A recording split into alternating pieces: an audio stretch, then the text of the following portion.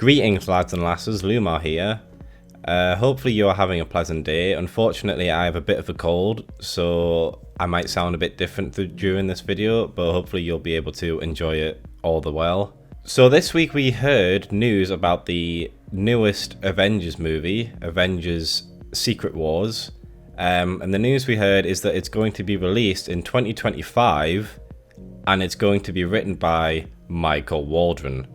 Now you can probably tell by my tone of voice that I don't see this news as something to be celebrated over. Why? Well, it's written by Michael Waldron. So, who is Michael Waldron? Well, before he started working on the MCU, his only solo accomplishment was one episode of Rick and Morty. Sorry, let me just double check that. So he wrote for Community, but he was the co-writer, not the solo credit. And then he did one episode of Rick and Morty that focused purely on shit jokes and making fun of Tundra, and was then handed the reins of not one, but two projects that would cost hundreds of millions of dollars to create. Okay, not the best start here, but considering Phase 4 of the MCU has been pretty terrible, surely they chose the best writer from the bunch, right? Well, let's have a look. Well, first he wrote Loki, a series focusing on the Loki that escaped during the middle of Endgame and his adventures throughout the multiverse. Exciting stuff. Well, except for the part where it was retconned so that the multiverse didn't exist anymore. This universe is only one of an infinite number. Worlds without end. Mastery of the sling ring is essential to the mystic arts. They allow us to travel throughout the multiverse. That's right. The multiverse and the sorcerer's ability to travel between them has now been thrown out the window just because this guy can't make any other premise. Terrific start. Let's continue. We learn that everything that has happened in the MCU so far has been because of the actions of He Who Remains, an individual at the end of the universe, and he has been orchestrating events so that everything will lead up to his birth and rule over the universe, the multiverse, and ensuring that all other alternate selves of himself, Kang the Conqueror, and their universes are erased, so there is no multiversal war. Because that's exactly what I wanted to hear, the fact that none of the actions and stories in the MCU happened because of their character motivations, but because this guy made it so it couldn't happen any other way. I mean, I guess that Tony Stark still chose to become Iron Man, but seeing as how every other version of him that didn't immediately got atomized and erased from time makes the choice less fulfilling. These are no longer characters, they're puppets following a script. So now that the world building has not only been completely demolished, but thoroughly pissed on, let's look at something else, like say, the main character. Now remember, this version of Loki is his powerful, dark, sinister, borderline crazy version from Thor and Avengers 1. So it'll be interesting to see his reactions and how he interacts with these people. Ragnarok, are you familiar? Yes, the destruction of Asgard and most of its people. I'm sorry. Yes. Very sad. Anyway, it got me thinking. Now, you've already told me about 50 lies in the past 10 minutes. I'm not lying this time. I'm supposed to I'm believe not your lying. terrorist I'm telling you the girlfriend. truth. She's not my girlfriend. What? Excuse me? Oh, God. You. Nice to see you. I just need this for a second. Thanks. You did it on your own. You ran rings around them. You're amazing.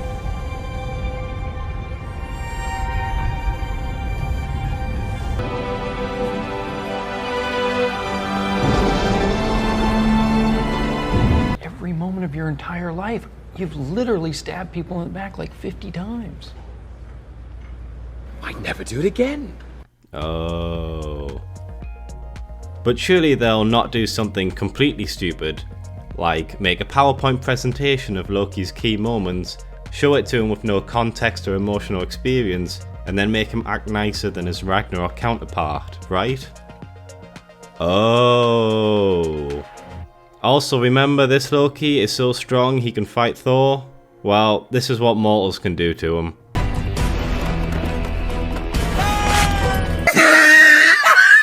Remember how I was talking about how if there's a deviation from this timeline, He Who Remains destroys it immediately so an alternate version of him can't be made?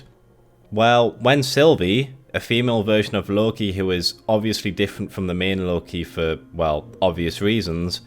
He Who Remains and the TVA decided to do nothing. Why? Well, because if they did something when she was an infant and unable to fend for herself, the rest of the plot couldn't happen.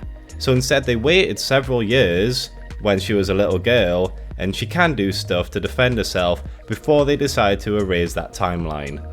I mean, she's not male. She should obviously have been destroyed immediately. But if they did that, no plot would happen. Wow, this isn't turning out so great at the moment, is it? Let's do one more for this series, just to emphasize the talent on display here.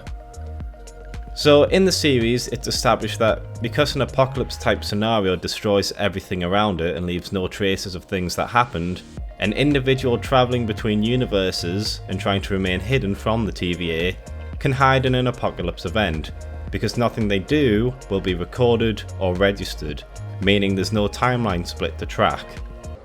Nexus events happen when someone does something they're not supposed to do, right? And then that thing they're not supposed to do cascades into a whole range of other things that aren't supposed to happen, and so on and so forth, until eventually a new timeline branches. Let's just say, What are you doing? your salad is Asgard. I could go down to Asgard before Ragnarok causes its complete destruction, and I could do anything I wanted.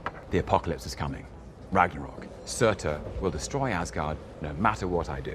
Ragnarok obliterates the salt.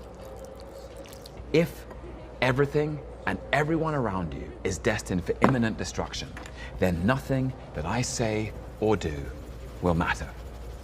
Because the timeline's not going to branch. Because it gets destroyed. How do we do? I don't believe it. Zero variance energy, no branching in the timeline. The TVA would never even know we were here. Anything that occurs during an end of the world scenario will not be registered. So naturally, when Loki starts having feelings for Sylvie during an apocalypse, this somehow triggers a massive timeline branch. Now, the explanation for this is that this is something so out of character for our version of Loki that it became a massive spike on the timeline. Except it's still happening during an apocalypse, where nothing can get recorded because everything gets wiped from history. Then nothing that I say or do will matter. Because the timeline's not going to branch. Because it gets destroyed. If you wanted to have Loki loving someone be a timeline breach, fair enough.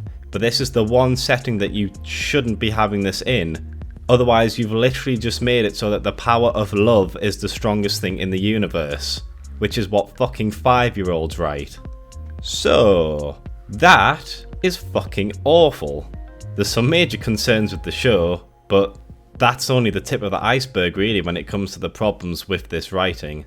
I'm sure you can find more if you went through it episode by episode and actually paid attention to the story. But wait, there's more, because he also wrote the script for Multiverse of Madness. Now let's see what his writing chops can do when they're put on the big screen. Well, for a start, the title is incredibly misleading. This isn't the Multiverse of Madness, this is 3 different versions of New York, and that's it. We briefly get a montage of different universes and physics, but after that 30 seconds, we're in New York for the majority of the film. It also completely neuters the point of the multiverse with this scene. I love you in every universe.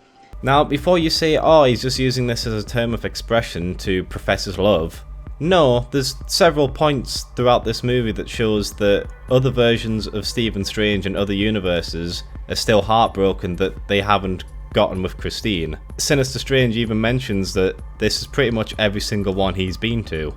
I was looking for a world where things were different. Where I had Christine, where I was happy. But I didn't find it. All I found were more of us. I thought the point of the multiverse was that you can meet someone who is biologically exactly the same as you, but with a completely different attitude, personal experience and history. Yet here it establishes that, no actually, this character shares the exact same trait in every universe he's in. Fuck me. The first piece of media to fully focus on the multiverse and your first actions are to neuter it. But it can't get worse than this, right? Well, the main plot of the film essentially is that Wanda wants her fake children to be real, and in doing so her actions may lead to the destruction of the entire multiverse. Now, the events of WandaVision happened because Wanda missed Vision, with the children just being a byproduct of the hex she made to bring him to life and have a suburban life. Yet in this film, she mentions Visions once or twice and that's it. She's more focused on the fake children she made. She had such a strong attachment to these fake children that she considers them real and wants to have them back again. Ignoring whatever reason you have for not wanting to track down your very much alive husband, why not just make another hex in this house of yours? You can have your own children whenever you want, and she fully acknowledges them to be real to her, but instead she chooses to go on this plot because... evil? Well, how does Strange choose to fight this threat? Well, remember in Endgame when 2014 Thanos wanted to destroy their universe? So to counter this, Strange summoned everyone and anyone he could get to fight with him. Well, here he just makes a couple of jokes about just having bug-themed superheroes and an archer, and then does absolutely nothing to gather reinforcements, except to get a few of the sorcerers from the other sanctums. No armies, no super powerful beings, just a few sorcerers and some cannons. I'm sorry, what? I don't think you have the ability to be picky in this situation, and considering most of the sorcerers in the fight just stand there and get blasted at, having a very fast and nimble web slinger and a man who can become atomic and sneak up on her would probably be a great help in battle. Hell, go pick Hawkeye up considering part of your plan is just have some archers standing on the wall doing nothing but shoot arrows, and I'm sure he'd make every shot count. I mean, you dismiss him in the movie, but these two already have a pretty good connection with each other, and he's a family man. Hawkeye would probably be your best ally in this situation because he could try dealing with her on an emotional level. Alright, so the plot and existing characters aren't doing so well, but what about new characters? Well, let's have a look at America Chavez, the only individual in the multiverse capable of multiversal travel. Several times throughout the film, America emphasizes that you should never go into a new universe with assumptions, because they generally will be proven wrong and get you in much more trouble than you're currently in. So naturally, to show off how much of a experienced and intelligent character she is, she constantly makes assumptions and dumbass decisions that make her look stupid. It also introduces the fact that she has no control over her powers and that they activate when she's scared. Except she deliberately activates them here, and despite being in life-threatening situations, her powers don't activate here. This is the only way.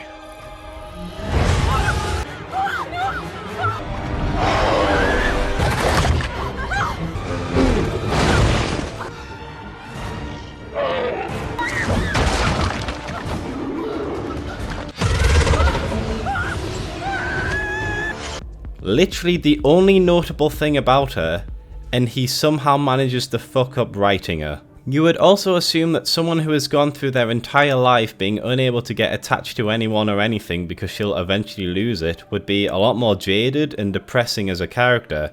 But no, she's got the exact same personality as literally every other new female character introduced in Phase 4. You can argue that she's like this in order to deflect and hide the deep amount of pain she's experiencing all the time, and it's more of a coping mechanism. And I would say that anyone who is intelligent enough to use this as a coping mechanism would also be intelligent enough not to be a complete fucking melon, but unfortunately she is, so I'm not sure how I'm supposed to interpret her character. Is she secretly smart, or is she just really dumb? Because she's really pointing towards the latter. Oh boy.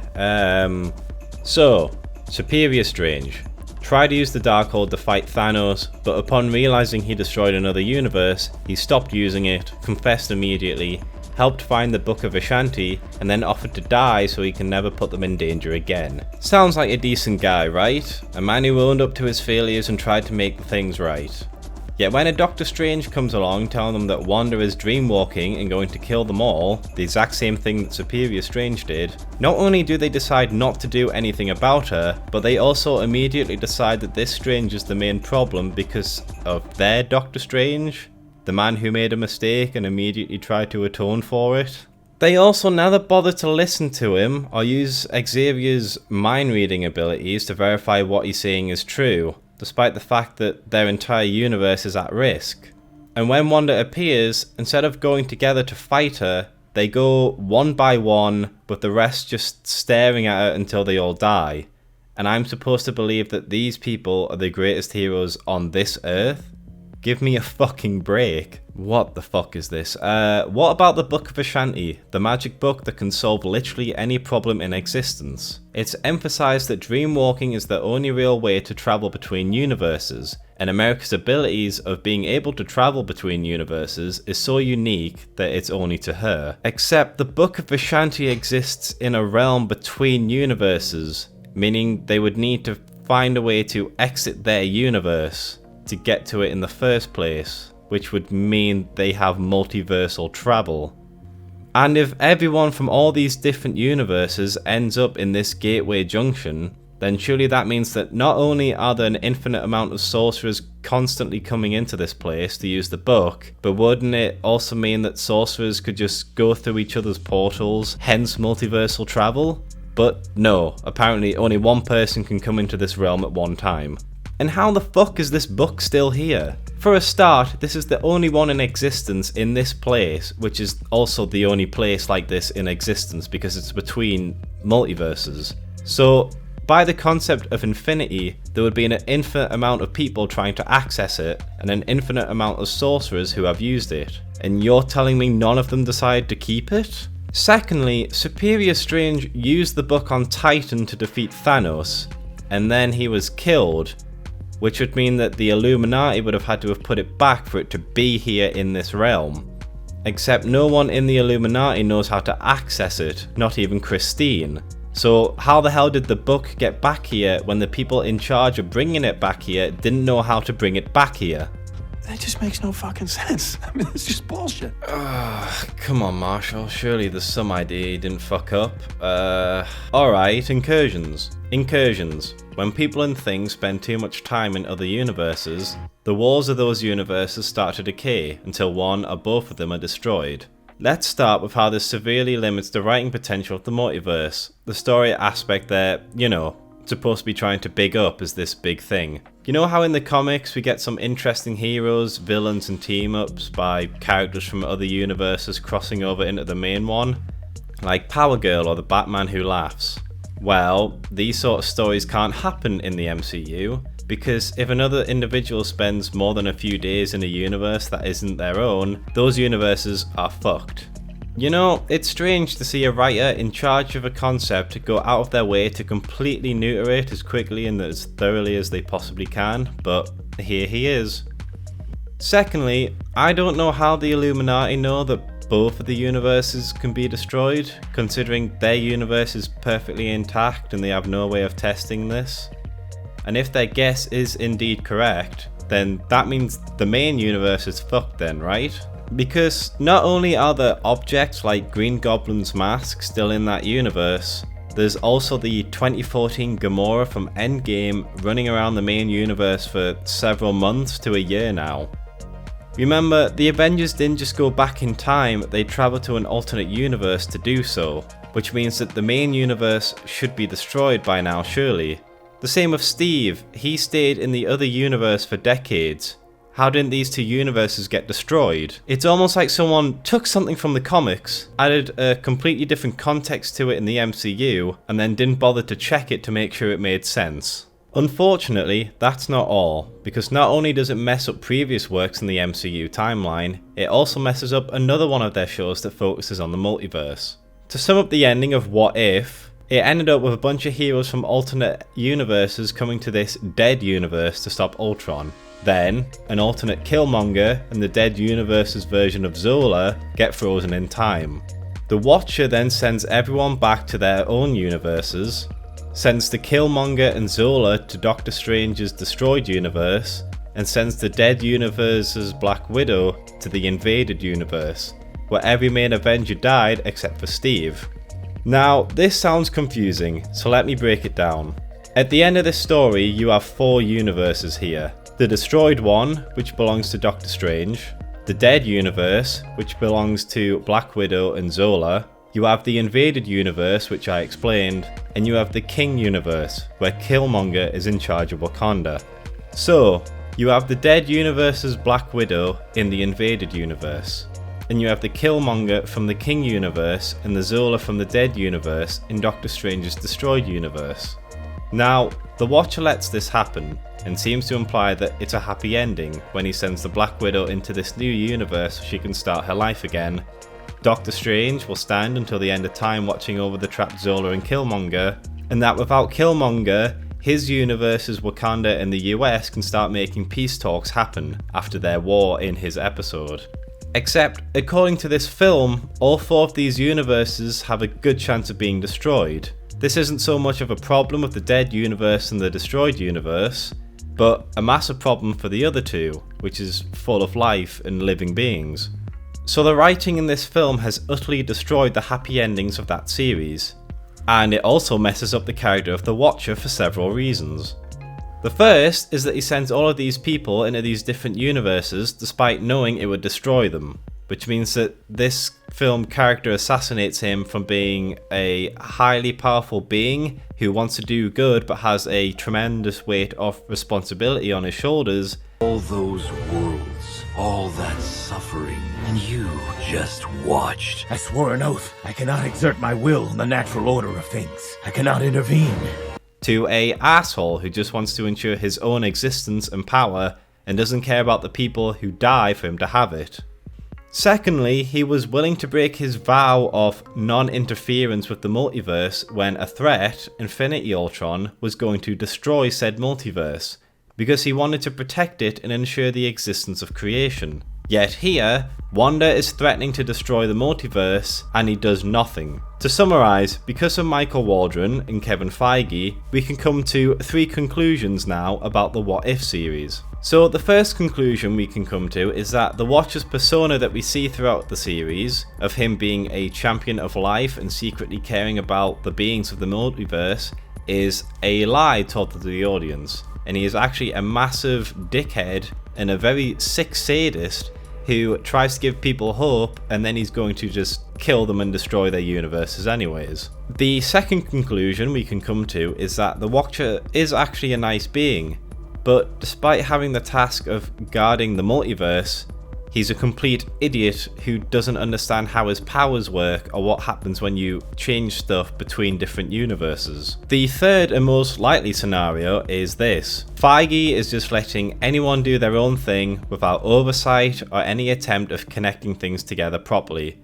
completely changing and messing up the rules of the MCU on a whim and ensuring that these writers are having no communication with each other, which is why you can have all of the rules established in What If be completely changed in the next film and everyone just doesn't question it. Okay, so the old characters are fucked. The new characters are fucked. The world building and the rules of the multiverse is already in tatters, and Michael has gone out of his way to neuter as many possible interesting alternate characters, storylines, and crossovers as possible. But surely, like other shit pieces of media, at least they have a consistent theme that is reinforced by the characters, the events of the film, and the previous films. Well, of course it fucking doesn't. The main theme of this movie is centered around Doctor Strange, and how he has to be the one in charge. He always has to be the one holding the knife. Because, Stephen, you have to be the one holding the knife. And his refusal to never let other people handle situations is what drives people he cares about away. Except Strange has already shown in the previous 2 Avengers movies and No Way Home that he is more than capable of letting others decide what game plan is and carry out actions without his supervision. In Infinity War, he relinquishes control of the Time Stone and ensures that Thanos wins, because it was the only way. I mean, let's be honest, the writing here is terrible to make this the only way, but in this universe, it's the only way he can win. After this film, he has no control over the situation, no way to help in the battle, to give control of the situation to the Avengers, and he can only hope that they follow the events that would lead to Endgame. That doesn't really sound like holding the knife. He's not forcing that rat to jump into the van, he's not forcing Tony Stark to create time travel. They're doing that all by themselves.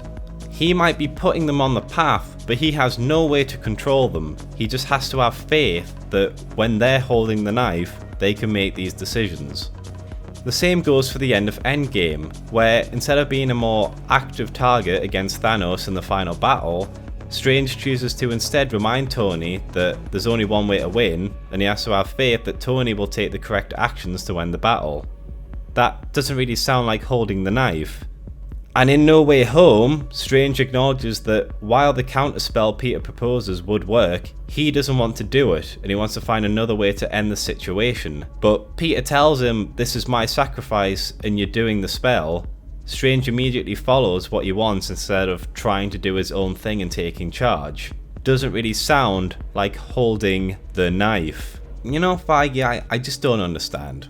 After everything we've seen in Phase 4, I thought that you had just become complacent about the standard of quality compared to the other phases, but casting this guy to write an Avengers movie seems like you're going out of your way to make the MCU as terrible as possible. So yeah, I can't believe I'm gonna say this, but I think the MCU is slowly starting to drop to Zack Snyder level of nonsensical garbage. And once you reach that level, the characters, the world building and the storylines are just going to be completely fucked. What I would recommend to all of you is to just stop caring, because if this is the level of writing that Feige is encouraging, then it's pointless getting invested in characters or storylines, because the writers will just change them in order to make them fit the newest plot, and the horde of visually illiterate baboons will just keep soaking it up. You know, there's a saying that no one ever goes out of their way to intentionally make a bad film. I would disagree, because the fact that Feige is encouraging this level of writing shows that he just wants to make bad films and bad TV shows. So the next time you think about going to see the latest Marvel property, I think the next one's going to be Black Panther, just have a look at the writing, have a look at the degrading storytelling and think, do I really want to support this? Thanks for everyone who has finished to the end. Thank you for watching. Please consider liking and subscribing if you've liked what you've seen here. I'm always going to try and touch up on the latest topics, but I am doing other work as well. I'm still working on the Garbage Bag series with the Halo TV show. That takes a long time, but I'm going to try and drop some little videos as well throughout the time, you know, like little 10-minute ones. So yeah, if you enjoyed this, please consider subscribing and have a pleasant day.